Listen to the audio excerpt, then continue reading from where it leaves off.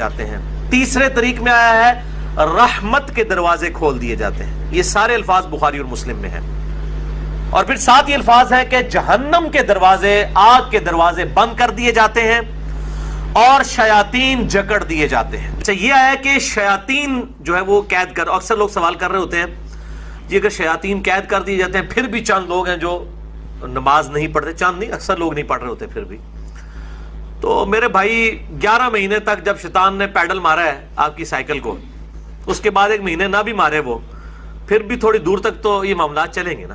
پھر سب سے بڑی چیز نفس ہے انسان کا، وہ ساتھ لگا ہوا ہے. یہ سرکش شیاطین، بڑے بڑے شیاطین جو ہے وہ کر دیے جاتے ہیں. باقی جو انسان کے ساتھ شیاطین چھوٹے موٹے لگے ہیں وہ تو چلتے رہیں گے، اللہ تعالیٰ کی طرف سے خاص مدد آ جاتی ہے. باقی جڑے تھے پیڑے وہ کعبے بھی پیڑے.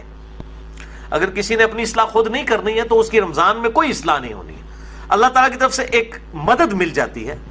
اصل جو مسئلہ ہے وہ نفس کا ہے کہ انسان خود فیصلہ کرے کہ میں نے اللہ کے لیے کچھ کرنا ہے، تب فائدہ ہوگا. تیسری حدیث جامعہ ترمذی، سنن ابن ماجہ میں ہے اور صحیح سند کے ساتھ مسند احمد میں ہے، اور مشکات میں آپ کو 1960 کے فٹ نوٹ پہ اور 1961 میں مل جائے گی.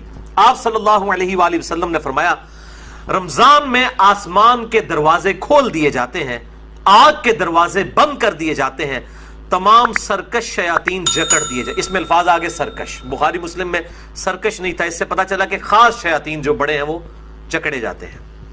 اور ہر رات ایک منادی ندا کرتا ہے اللہ کی طرف سے، اے خیر کے طالب ہمت کر اور آگے بڑھ نیکیاں کرنے کے لیے، اور اے شر کے طالب رک جا، اب تو باز آ جائے اس مبارک مہینے میں. اور اللہ کی طرف سے ہر رات میں لوگوں کو جہنم سے آزاد کیا جاتا ہے. وہ جو روایت ہے وہ جعلی ہے کہ جی وہ پہلا اشرہ جو ہے وہ رحمت کا ہے، دوسرا جو ہے وہ مغفرت کا ہے، تیسرا دوزخ سے رہائی کا ہے. یہ تو ہر رات رہائی ہو رہی ہے. میں اس حدیث کو بھی بتا دوں گا بعد میں شعب الایمان کے حوالے سے. چوتھی حدیث بھی بخاری اور مسلم دونوں میں ہے، مشکات میں 1958. آپ صلی اللہ علیہ وآلہ وسلم نے فرمایا جو شخص ایمان اور احتساب کے ساتھ، اکاؤنٹیبلٹی کے ساتھ، احتساب کو آپ اگر اردو میں ٹرانسلیٹ کریں گے تو 3 چیزوں کا مجموعہ ہے. نمبر 1 اخلاص، نمبر 2 ثواب کی نیت، اور نمبر 3 اصلاح نفس، یعنی نفس کی اصلاح بھی جو ہے مطلوب ہو. رمضان کے روزے رکھے اللہ تعالیٰ اس کے پچھلے سارے گناہوں کو معاف فرما دے گا. اور پھر ساتھ ہی الفاظ ہیں جس نے ایمان اور احتساب کے ساتھ رمضان کی راتوں کا قیام کیا اس کے بھی پرانے سارے گناہ معاف. اور پھر ساتھ ہی فرمایا جس نے شب قدر کا قیام کیا ایمان اور احتساب کے ساتھ اس کے بھی پچھلے سارے گناہ معاف. لیکن اس سے مراد چھوٹے گناہ ہیں. بڑے گناہ نیک اعمال سے معاف نہیں ہوتے، وہ صرف توبہ کرنے سے معاف ہوتے ہیں اور گناہ چھوڑنے سے. اس کے سپورٹ میں حدیث ہے صحیح مسلم کی، مشکات میں ہے، اس کا نمبر 564. آپ صلی اللہ علیہ وآلہ وسلم نے فرمایا اگر بڑے بڑے گناہوں سے بچا جائے تو 5 نمازیں، ایک نماز سے دوسری نماز تک، ایک جمعے سے دوسرا جمعہ، اور ایک رمضان سے دوسرا رمضان درمیان کے گناہوں کا کفارہ ہے اگر بڑے گناہوں سے بچا جائے. تو نماز چھوڑنا تو خود بڑا گناہ ہے. یہ نہیں ہے کہ ایک جمعہ پڑھ لیا پھر اگلا جمعہ پڑھا پچھلے ساری معاف، نہیں، کبیرہ گناہوں سے بچا جائے. صحیح مسلم میں حدیث ہے، مشکات میں 569 اس کا نمبر ہے کہ بندے کے کفر اور اسلام کے درمیان فرق نماز ہے. تو نماز چھوڑنے سے تو بڑا کوئی گناہ نہیں ہے. تو ایک نماز سے دوسرا نماز کے درمیان گناہوں کا کفارہ بھی تب بنے گا جب دوسری نماز پڑھی جائے گی. 5ویں حدیث بھی بخاری اور مسلم کی متفقن علیہ حدیث ہے، مشکات میں 1959. آپ صلی اللہ علیہ وسلم نے فرمایا رمضان مبارک میں ہر نیک عمل 10 سے 700 گناہ تک بڑھا دیا جاتا ہے. اس لیے ہم کوشش کرتے ہیں کہ زکوٰۃ رمضان کے مہینے میں دیں تاکہ زیادہ ثواب ملے. اور پھر زکوٰۃ ہوتی بھی لیونر ایئرز کے اعتبار سے ہے، وہ سولر ایئرز کے اعتبار سے نہیں دینی ہوتی ہے، چاند کے مہینوں کے اعتبار سے دینی ہوتی ہے. تو وہ آسان ہو جاتا ہے حساب رکھنا. ویسے آپ ایک رمضان میں نکال لیں اور پھر پورا سال دیتے رہیں، یا اگلے سال کی بھی پیشگی نکالی جا سکتی ہے. زکوٰۃ پہ میں نے ڈیٹیل سے لیکچر مسئلہ نمبر 95A اور B دے دیا، جسے شوق ہو تو وہ دیکھیں. اور ساتھ ہی الفاظ ہیں بخاری و مسلم کے، اللہ تعالیٰ فرماتا ہے بے شک روزہ خاص میرے لیے ہے اور میں ہی اس کی جزا دوں گا. باقی نیکیوں کا تو پتہ چل جاتا ہے، روزہ انسان اور اس کے رب کے درمیان ایک راز ہے. اگر کسی شخص نے خود نہیں بتایا تو وہ چھپ کر کھا پی لے تو پتہ نہیں چلے گا. تو اللہ تعالیٰ ہمارا یہ میرے اور میرے بندے کے درمیان چونکہ خاص عبادت ہے, خاص میرے لیے ہے, میں اس کی جزا دوں گا. اور پھر 7 الفاظ ہیں, میرا بندہ اپنی خواہش اور کھانے کو میری وجہ سے ترک کرتا ہے. روزہ دار کے لیے 2 خوشیاں ہیں, پہلی خوشی افطار کے وقت اور دوسری خوشی اس وقت جب وہ اپنے رب سے ملاقات کرے گا انشاءاللہ. اور پھر 7 ہی الفاظ ہیں, روزہ دار کی منہ کی بو اللہ تعالیٰ کو کستوری کی خوشبو سے بھی بڑھ کر عزیز ہے. پھر 7 ہی الفاظ ہیں, روزہ ڈھال ہے, یعنی ایک ڈھال ہے گناہوں سے بچنے کی. جب تمہارا روزہ ہو تو فحش گوئی اور گناہوں سے اجتناب کرو. اگر روزے کی حالت میں کوئی تم سے جھگڑا کرے تو اس سے کہہ دو کہ میں روزے کی حالت میں ہوں. اللہ تو ڈر, میرا بھی روزہ ہے تیرا بھی روزہ ہے یار, جان چھٹ. یعنی بجائے یہ کہ ترکی بترکی جواب دیا جائے, لڑائی کی جائے روزے کی حالت میں. ویسے روزے کی حالت میں انسان کی حالت بھی ایسی ہوتی ہے کہ انسان کہتا ہے یار کو نیڑے نہ ہی لگے, متھے نہ ہی لگے. خصوصاً عصر سے مغرب کا جو وقت ہے اس وقت بڑا مشکل ہوتا ہے, انسان کو گفتگو کرنے کو بھی دل نہیں کرتا. اسی لیے تقویٰ بھی حاصل ہوتا ہے, شہوت بھی ٹھنڈی ہوتی ہے, ہر چیز ٹھنڈی ہو جاتی ہے. ظاہر ہے جب انسان روزہ رکھتا ہے تو روزہ ڈھال ہے. جب تمہارا روزہ ہو تو فحش گوئی مت کرو, گناہوں سے بچو, اور جب کوئی جھگڑا کرنے لگے اس سے کہہ دو کہ میرا روزہ ہے. 6 حدیث سنن نسائی اور مسند احمد میں ہے, مشکات میں 1962. آپ صلی اللہ علیہ وآلہ وسلم نے فرمایا, تمہارے پاس رمضان مبارک کا مہینہ آیا ہے, اللہ نے اس کے روزے تم پر فرض کیے ہیں. اس میں آسمان کے دروازے یعنی جنت کے دروازے کھول دیے جاتے ہیں, جہنم کے دروازے بند کر دیے جاتے ہیں. جنت کے 8 دروازے ہیں اور دوزخ کے 7, اور سرکش شیاطین جکڑ دیے جاتے ہیں. اس ماہ میں ایک رات ایسی ہے جو 1000 مہینوں سے افضل ہے, جو ہم پچھلی دفعہ مسئلہ نمبر نیو 44 میں ڈسکس کر چکے ہیں. جو شخص اس کی خیر اور بھلائی سے محروم ہو گیا واقعی ہر بھلائی سے محروم ہو گیا. اور میں نے شب قدر کو پانے کا آسان طریقہ بتایا تھا, وہ جسے شوق ہو تو وہ لیکچر دیکھ سکتا ہے. اچھا, اسی کانٹیکسٹ میں ایک مشہور حدیث ہے جو اکثر ڈاکٹر اسرار صاحب بھی بیان کرتے تھے, لیکن وہ سخت ضعیف روایت ہے. اس میں کافی الفاظ تو باقی احادیث بخاری مسلم میں اور اس میں بھی موجود ہیں, لیکن کچھ الفاظ جو ہیں اس کے ضعیف ہیں. وہ شعب الایمان امام بیہقی کی کتاب سے ہے اور مشکات میں 1965 نمبر ہے کہ آپ صلی اللہ علیہ وسلم نے شعبان کی آخری رات میں صحابہ سے خطاب کیا کہ اب رمضان کا مہینہ شروع ہونے والا ہے اور یہ برکتیں ہیں. وہ ساری وہی ہیں جو ہم ڈسکس کر چکے. اس کے اینڈ پہ آتا ہے کہ اس کا پہلا عشرہ, پہلے 10 دن رحمت کے ہیں, دوسرے 10 دن جو ہیں وہ مغفرت کے ہیں, اور تیسرے 10 دن جو ہیں وہ دوزخ سے چھٹکارے کے ہیں. اور پھر لوگوں نے اس کے اوپر خود سے وہ دعائیں بھی ڈیوائز کر لی ہوئی ہیں. بالکل جعلی روایت ہے یہ. اور اس کے ایک طریق کے اندر علی بن زید مشہور ضعیف راوی ہے, اور دوسرے طریق میں سلیمان راوی جو ہے وہ منکر الحدیث ہے. منکر الحدیث وہ راوی ہے جس کی حدیثیں ترک کر دی جائیں, یہ شدید ترین جرح ہوتی ہے. اسی طریقے سے یہ اکثر رمضان سے پہلے بھی وہ یہ میسج چل رہا ہوتا ہے کہ جس نے رمضان کے چاند دیکھنے کی خوشخبری, تو یہ وہ سب جعلی جھوٹی روایتیں ہیں. اور اس طرح کی روایتیں بالکل آگے بیان نہ کیا کریں, ان کی کوئی اصلیت نہیں ہے, اللہ سے ڈر جائیں. مسئلہ نمبر 36 ہے میرا, ضعیف الاسناد اور من گھڑت احادیث کے فتنے کا تحقیقی جائزہ. 7ویں حدیث بھی بخاری اور مسلم دونوں میں, آپ دیکھ لیں اکثر حدیثیں بخاری اور مسلم سے. مشکات میں 1957, اس میں الفاظ ہے کہ جنت کے 8 دروازے ہیں, ان میں سے ایک دروازے کا نام ہے الریان, جو خاص ان لوگوں کے لیے ہے جو روزہ دار ہیں. ان کو اس دروازے سے آواز دی جائے گی کہ جو دنیا میں روزہ رکھا کرتے تھے, الریان دروازے سے ندا کی جائے گی اور ان کو جنت میں اس دروازے سے داخل کیا جائے گا. اس کے علاوہ ذاکرین کے لیے ہے اور قتال کرنے والوں کے لیے ہے, مختلف نیکیوں کے لیے دروازے آئے ہیں. 8ویں حدیث بھی بخاری اور مسلم دونوں میں ہے, مشکات میں 2053. آپ صلی اللہ علیہ وآلہ وسلم نے فرمایا, جو شخص اللہ کی راہ میں, یعنی اس راہ میں مراد جہاد اور قتال, اللہ کی راہ میں نکلنا, نیکی کے اعمال کرنا اور قتال کے لیے سب کچھ اس میں شامل ہے, فی سبیل اللہ کے الفاظ ہیں, اس حالت میں بھی روزہ رکھے تو اللہ تعالیٰ اس کے اور دوزخ کے درمیان 70 سال کی دوری ڈال دے گا, جو اللہ کی راہ میں روزہ رکھے. اور اسی کا ایک طریق ہے جامعہ ترمذی میں, مشکات میں ہے 2064.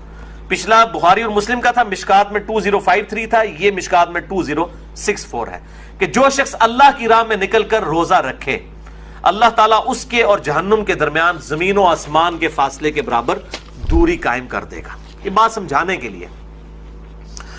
نویں حدیث جامع ترمذی، سنن الکبری البیہقی اور شرح سنہ امام بغوی کی کتاب میں ہے اور مشکات میں 1992 ہے۔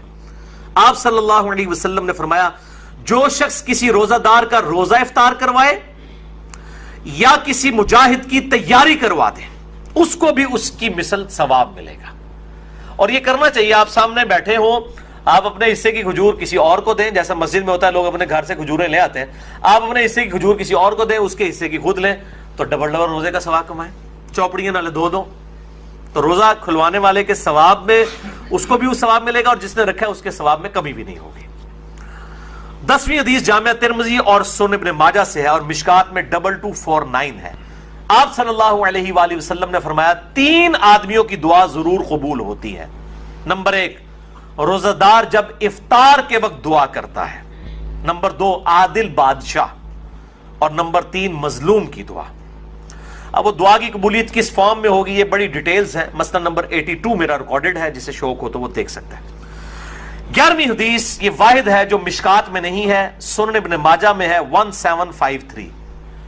جو پچھلی تھی وہ سنن ابن ماجہ میں 1752 ہے، جو مشکات میں 2249 ہے، یہ مشکات میں نہیں لیکن سنن ابن ماجہ میں اس سے اگلی حدیث ہے 1753 کہ آپ صلی اللہ علیہ وآلہ وسلم نے فرمایا افطار کے وقت کی گئی دعا رد نہیں کی جاتی۔ اس میں الفاظ تھے کہ دعا قبول ہوتی ہے، اس میں الفاظ ہے رد نہیں کی جاتی۔ اور اس حدیث میں ساتھ ہی الفاظ ہیں کہ عبداللہ ابن عمر ابن عاص رضی اللہ تعالیٰ عنہ کے بارے میں عبداللہ ابن ابی ملیکہ تابعی کہتے ہیں کہ جب بھی وہ روزہ کھولا کرتے تھے یہ حدیث بیان کیا کرتے تھے کہ روزے دار کی افطار کے وقت دعا رد نہیں جاتی، اور پھر ساتھ دعا کیا کرتے تھے اللہم انی اسألک برحمتک، اے اللہ میں تجھ سے تیری رحمت کا سوال کرتا ہوں، التی وسعت کل شیء ان تغفر لی، کل شیء ان تغفر لی، وہ رحمت جو کہ ہر چیز کا احاطہ کیے ہوئے ہے کہ اے اللہ تو میری مغفرت فرما دے۔ تو کوئی بھی دعا کی جا سکتی ہے، رب اجعلنی کی جا سکتی ہے، ربنا آتنا فی الدنیا کی جا سکتی ہے، کوئی بھی دعا آپ اس وقت کر سکتے ہیں۔ اور ایک مسنون دعا ہے، سحری کی تو کوئی دعا ثابت نہیں ہے، یہ جعلی دعا پبلک کی، کل کے روزے کی نیت کرتا ہوں، اس دن کے روزے کی نہیں، اگلے کل کے روزے کی، وہ تو کسی کتاب میں نہیں لکھی ہوئی ہے، خود سے جعلی دعا بنائی ہوئی ہے۔ البتہ افطار کی ایک صحیح دعا ہے، سنن ابی داؤد میں مشکات میں 1993 ہے، ذهب الظمأ وابتلت العروق وثبت الاجر انشاءاللہ، ذهب الظمأ وابتلت العروق وثبت الاجر انشاءاللہ، یعنی پیاس چلی گئی، رگیں تر ہو گئیں اور اللہ کے حضور ہمارا اجر پکا ہو گیا، یہ اس کا ترجمہ ہے۔ لیکن یہ روزہ کھولنے کے بعد، پانی پینے کے بعد یہ دعا مانگی جائے گی، پہلے نہیں۔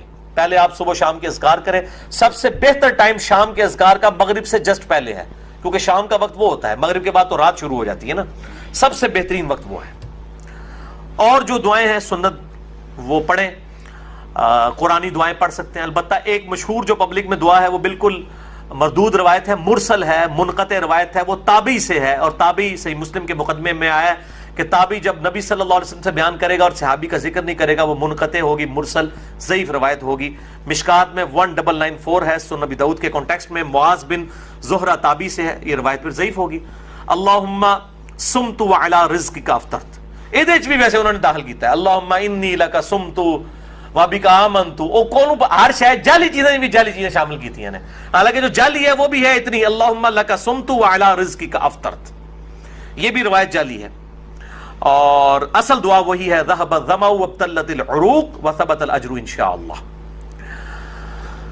تو اس کے علاوہ جو دعائیں ہیں سنت وہ آپ کر سکتے ہیں، اور بیسٹ دعا وہی ہے جو بخاری اور مسلم میں آئی، ربنا آتنا فی الدنیا حسنہ وفی الآخرۃ حسنۃ وقنا عذاب النار۔ شام کے اذکار بھی کریں جو بلو کارڈ پہ ہم نے لکھے ہوئے ہیں۔ 12ویں حدیث صحیح مسلم سے ہے، اور یہ حدیث بخاری کو چھوڑ کے باقی اہل سنت کی 5 کتابوں میں موجود ہے، صحیح مسلم، ترمذی، ابو داؤد، نسائی، ابن ماجہ میں، مشکات میں ہے 2047۔ اور یہ چونکہ رمضان سے کمپلیمنٹری ٹاپک ہے اس لیے میں حدیث بیان کر رہا ہوں کہ آپ صلی اللہ علیہ وآلہ وسلم نے فرمایا جس نے رمضان کے روزے رکھے اس کے بعد اس نے شوال کے 6 روزے رکھ لیے، وہ گویا اس طرح ہے کہ اس نے پورے سال کے روزے ہی رکھ لیے، ہمیشہ کے روزے رکھے۔ اور اس میں کوئی ضروری نہیں ہے کہ آپ نے ایک روزہ فوراً رکھنا ہے بعد میں سکیٹرڈ فارم میں رکھ لیں، یا فوراً ہی 6 روزے رکھنے ہیں، پورے شوال میں جس وقت آپ کا دل کرے آپ شوال کے مہینہ ختم ہونے سے پہلے پہلے وہ روزے رکھ لیں، 6 کی گنتی پوری کرنی ہے۔ بہتر یہ ساتھ ہی رکھ لیں کیونکہ ایک روٹین بنی ہوتی ہے، عید کے فوراً بعد شروع کریں تو رکھنے بھی آسان ہو جاتے ہیں، گیپ آ جائے پھر مسئلہ بن جاتا ہے، لیکن رکھ سکتے ہیں، کوئی اس میں ایشو نہیں ہے۔ اور پرانے جو فقہ حنفی کے بزرگ تھے وہ تو ان کو بدعت کہا کرتے تھے اور ان روزوں کو نہیں مانتے تھے، آج کے فقہ حنفی کے لوگ بھی ان روزوں کو مانتے ہیں اور انہوں نے یہ اپنے بزرگوں کا مسئلہ چھوڑ دیا ہے۔ تو ہم کہتے ہیں باقی مسئلوں میں بھی جو آپ کے بزرگ غلط ہیں اس سے بھی آپ بیک فوٹ پہ جائیں۔ اور میں جب حنفی تھا، بریلوی تھا، اس وقت بھی میں یہ 6 روزے، میں تو الحمدللہ اپنی بالکل ینگ ایج سے 1994 ایف ایس سی لیول سے ابھی تک میں مسلسل یہ روزے رکھتا چلا آ رہا ہوں۔ یہ میں کو مشہوری کے لیے بتا رہا ہوں کہ اس وقت بھی مطلب یہ چیز اسٹیبلش، یہ سب کے ہاں ہے، لیکن بعض جو غالی قسم کے حنفی ہیں جس طرح مفتی زرولی ہے، اس نے تو باقاعدہ اس کے خلاف کتاب پوری لکھ دی ہے۔ اس نے کہا میرا بابا صحیح ہے، یہ 6 کتاب 5 کتابیں غلط کہہ رہی ہیں۔ وہ کہہ رہا ہے میں اس روایت کو نہیں مانتا جو ہمارے بزرگوں کے خلاف ہے۔ اس نے شوال کے 6 روزوں کے خلاف کتاب لکھی ہے، اندازہ کریں۔ وہ جو ہر ایک جو عالم دین کے اوپر کامنٹس دیتا ہے، مفتی زرولی کراچی کا۔ تو میں اس لیے بتا رہا ہوں کہ یہ 5 کتابوں میں ہے، مسلم، ابو داؤد، ترمذی، نسائی، ابن ماجہ میں، مشکات میں 2047 ہے۔ اب میرے بھائیوں آخری 5 حدیثیں، یہ 12 ہو گئی، اب یہ 17 بھی 2 نسبتیں تھیں، 12 اور 5، یہ 5 حدیثیں رمضان مبارک کی روحانیت سے ریلیٹڈ ہے۔ 13ویں حدیث صحیح بخاری سے، مشکات میں 1999۔ آپ صلی اللہ علیہ وسلم نے فرمایا، یہ بڑی سخت الفاظ ہیں اور یہی اصل میں حاصل ہیں یہ 5 حدیثیں، جو شخص روزے کی حالت میں بھی جھوٹ بولنا اور برے اعمال کرنا نہ چھوڑے تو اللہ تعالیٰ کو اس کے بھوکا اور پیاسا رہنے کی کوئی پرواہ نہیں ہے۔ یعنی وہ سمجھ رہا ہے میں بھوکا اور پیاسا ہوں، جھوٹ بھی بول رہا ہے، امانت میں خیانت بھی کر رہا ہے، گناہ بھی اسی طریقے سے کر رہا ہے، اور روزہ ٹھنڈا کرنے کے لیے بےہودہ فلمیں بھی دیکھ رہا ہے، اور جناب فجر کی سحری کرنے کے بعد نماز پڑھ کے آ کے جوئے کے اوپر کرکٹ کھیل رہا ہے روزہ ٹھنڈا کرنے واسطے، تو اللہ تعالیٰ کو کیا پرواہ ہے؟ اللہ تعالیٰ کو تو دھوکہ نہیں دیا جا سکتا۔ 14ویں حدیث سنن دارمی سے ہے، مشکات میں 2014 صحیح سند کے ساتھ۔ آپ صلی اللہ علیہ وسلم نے فرمایا، کتنے ہی روزہ دار ایسے ہیں کہ جنہیں اپنے روزے سے بھوک اور پیاس کے علاوہ کچھ نہیں ملتا، کوئی اجر نہیں ملتا، بس بھوکا پیاسے ہی رہتے ہیں، اور کتنے ہی قیام اللیل کرنے والے ایسے ہیں کہ جنہیں سوائے جاگنے کے کچھ نہیں ملتا، وہ انتظار ہی کرتے ہیں رکوع جدو امام جانا جا کے شامل ہوندے نے، اور باقی اکثر کو تو پتہ ہی نہیں کہ امام کیا پڑھ رہا ہے، وہ تو یہ اس انتظار میں ہوتے ہیں کہ کب یہ جو ہے نا وہ رکوع میں جائے، تو بیچارے ظاہر ہے کہ وہ اپنی نیند ہی قربان کر کے آ رہے ہوتے ہیں۔ اس سے بہتر ہے کہ گھر اپنے جو وہ نوافل پڑھنے پڑھ کے سو جائیں، بجائے یہ کہ آپ تکلیف میں کھڑے ہوں اور قرآن سن کے آپ کو بار بار یہ خیال آ رہا ہو کہ کدے رکوع کس ٹائم جاندہ ہے اور سمجھ بھی نہ آ رہا ہو، تو بہتر ہے پھر گھر میں بیٹھے۔ کتنے ہی قیام کرنے والے ایسے ہیں کہ ان کو جاگنے کے سوا کچھ حاصل نہیں ہوتا، بالکل ایسے ہی ہے۔ 15ویں حدیث بڑی مشہور ہے جامعہ ترمذی کی، مشکات میں 927۔ آپ صلی اللہ علیہ وآلہ وسلم نے فرمایا، اس شخص کی ناک خاک آلود ہو جائے، یعنی وہ تباہ و برباد ہو جائے، یہ عرب کا محاورہ تھا، جس کے سامنے میرا ذکر ہو اور مجھ پر درود نہ پڑھے، اللہم صلی علی محمد وعلی آل محمد، اور ساتھ ہی دوسری بات ارشاد فرمائی، اس شخص کی ناک خاک آلود ہو جائے جس کے پاس رمضان آ کر چلا جائے اور وہ اللہ سے اپنی مغفرت نہ کروا سکے۔ اتنا بہترین نیکیوں کا موسم آئے اور اپنی مغفرت نہ کروا سکے، برباد ہو جائے ایسا شخص جو رمضان میں اپنی مغفرت نہ کروا سکے۔ اور تیسری چیز فرمائی، اس شخص کی ناک خاک آلود ہو جو اپنے ماں باپ میں سے دونوں یا کسی ایک کو بڑھاپے کی حالت میں پائے اور پھر ان کی خدمت کر کے جنت نہ کما سکے، اس کو بھی برباد ہی ہو جانا چاہیے جس کے پاس اس کے ماں باپ جنت کی شکل میں دونوں یا دونوں میں سے ایک موجود تھا کہ اس کی خدمت کرتا۔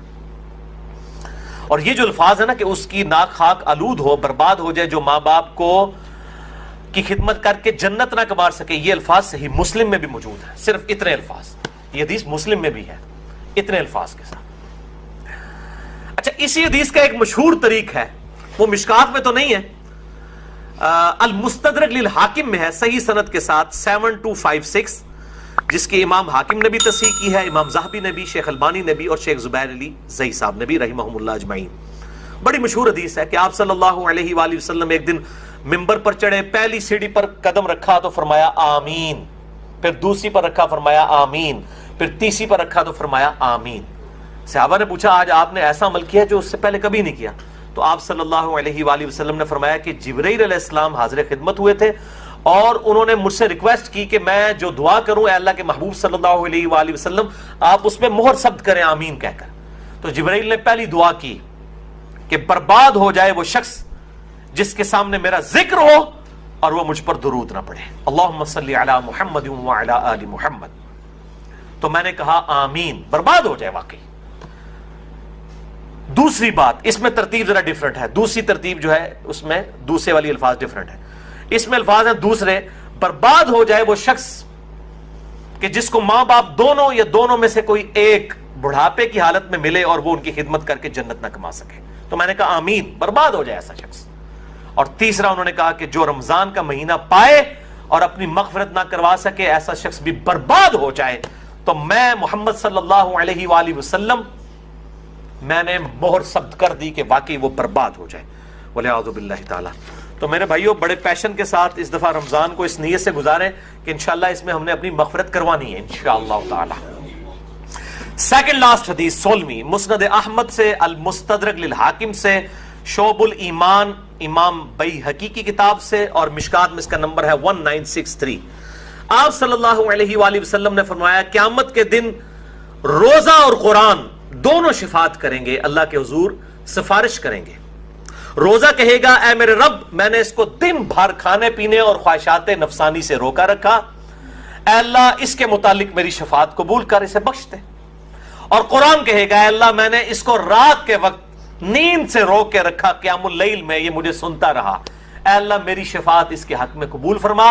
اور اس حدیث میں الفاظ ہیں کہ اللہ تعالیٰ روزہ اور قرآن دونوں کی شفاعت قبول فرما لے گا الحمدللہ. اور صحیح مسلم میں بھی ایک حدیث ہے القرآن حجت لک او علیک، قرآن یا تیرے حق میں حجت ہے یا تیرے خلاف حجت ہے. اللہ تعالیٰ اس قرآن کو ہمارے حق میں حجت فرمائے آمین. آخری حدیث 17ویں حدیث مسند احمد سے، مشکات میں ہے اس کا نمبر 5331. یہ آخر میں نے رکھی تھی، بہت کریٹیکل ہے. آپ صلی اللہ علیہ وآلہ وسلم نے فرمایا جس شخص نے دکھلاوے کے لیے نماز پڑھی اس نے شرک کیا، جس نے دکھلاوے کے لیے روزہ رکھا اس نے شرک کیا، اور جس نے دکھلاوے کے لیے اللہ کی راہ میں صدقہ کیا اس نے شرک کیا. والعیاذ باللہ تعالی. یعنی روزہ بھی تبھی قبول ہے جب اللہ کے لیے رکھا جائے. اکثر لوگ بڑے فخریہ کہہ رہے ہوتے ہیں میرا تو آج 8 پیرا روزہ ہے، فخریہ بتا رہے ہوتے ہیں. بھائی آپ نے اللہ کے لیے رکھا ہے، لوگوں کو جا کے کیوں اناؤنسمنٹ کر رہے؟ اللہ کے لیے روزہ ہونا چاہیے. اخلاص نہیں ہوگا، اللہ کے لیے پروٹوکول نہیں ہوگا تو اس روزے کا کوئی فائدہ نہیں ہے. اور سورۃ الانعام کی آیت نمبر 162 مجھے ضمناً یاد آ گئی، قل ان صلاتی ونسکی ومحیای ومماتی للہ رب العالمین. اے محبوب صلی اللہ علیہ وآلہ وسلم آپ اللہ کے حضور عرض کیجئے اور اپنی عوام کو بھی بتا دیں، اپنی امت کو بھی، بے شک میری نماز، میری قربانی، میرا جینا، میرا مرنا سب کچھ میرے اللہ کے لیے ہے جو سارے جہانوں کا پالنے والا ہے. اللہ کے لیے مخلص ہو جائیں، اخلاص شو کرنے والے، تب یہ اعمال اللہ تعالیٰ کی بارگاہ میں قبول ہیں.